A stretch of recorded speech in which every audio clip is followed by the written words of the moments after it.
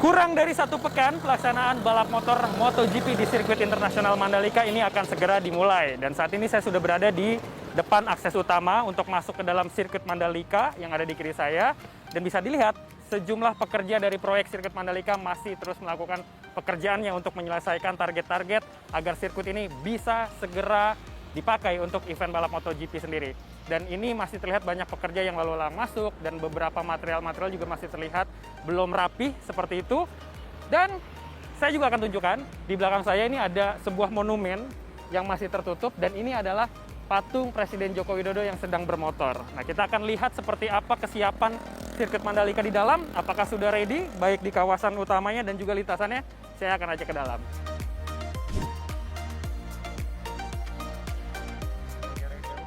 Saat ini saya sudah berada di bagian dalam sirkuit internasional Mandalika dan kalau misalnya bisa dilihat di sebelah sana masih ada proses pengerjaan yang dilakukan oleh tim untuk menyempurnakan kawasan sirkuit Mandalika untuk menghadapi gelaran MotoGP 2022.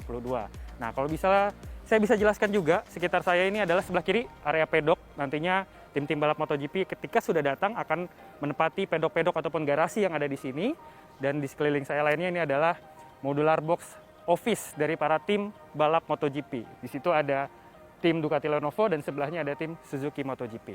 Sekarang saya juga akan mengajak Anda untuk melihat seperti apa perkembangan dari penyempurnaan lintasan sirkuit Mandalika di area dalam. Apakah sudah selesai semuanya dan bagaimana kualitasnya?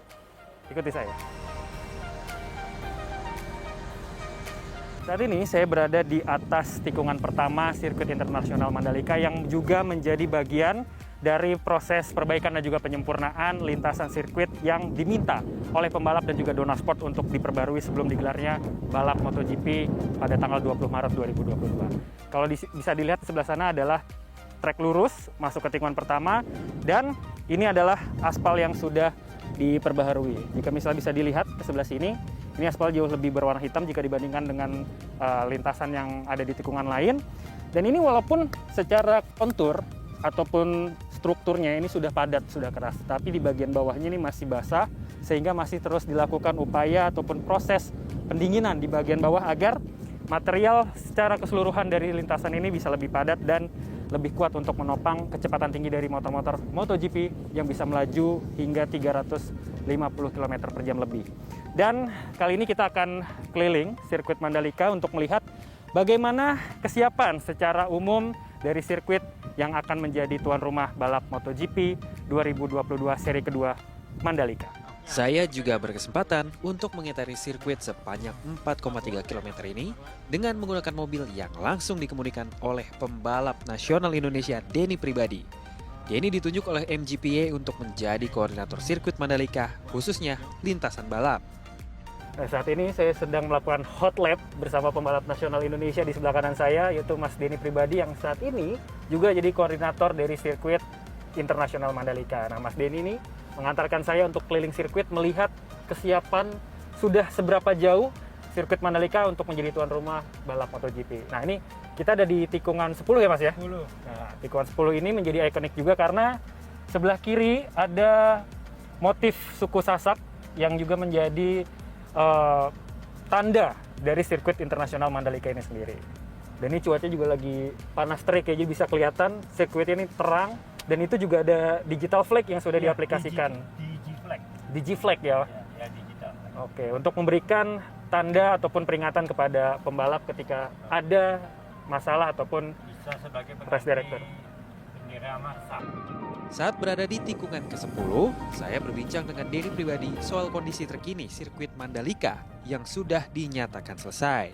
Waktu ideal untuk melakukan proses pendinginan ya bisa kita bilang begitu ya, untuk menciptakan sirkuit supaya layak untuk dijadikan trek balap itu butuh waktu berapa lama Mas? Ini kan kemarin tanggal 9 sampai saat ini masih pendinginan, mungkin sekitar 1 minggu kalau enggak pokoknya beberapa hari sebelum balap sudah harus diselesaikan gitu ya, sudah harus benar-benar matang. Jadi makanya waktu pengaspalan jarak waktunya kan jauh dari selesainya itu ya kan dari tanggal 9 sudah selesai sampai sekarang pun masih pendinginan, masih disiram air. Dan lebih untungnya lagi kalau sore hujan. Hujan itu juga menguntungkan untuk menghilangkan debu-debu.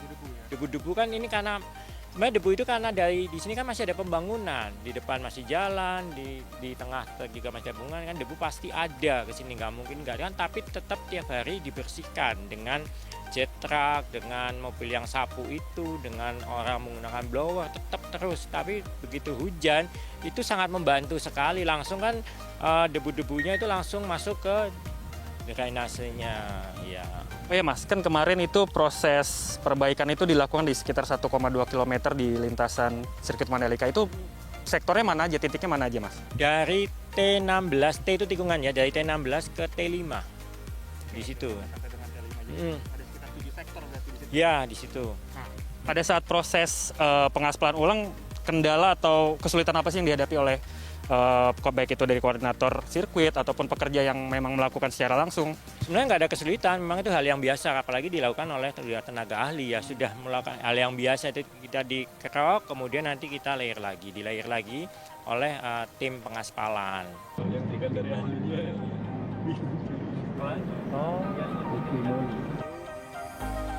Ini adalah aspal lintasan sirkuit Mandalika. Senang juga ya untuk megang aspal ya. Dan ini adalah bagian aspal yang sudah memadat, tepatnya di tikungan 15, 16, dan juga 17. Dan tadi saya sudah berkesempatan untuk melakukan satu putaran di sirkuit Mandalika sendiri.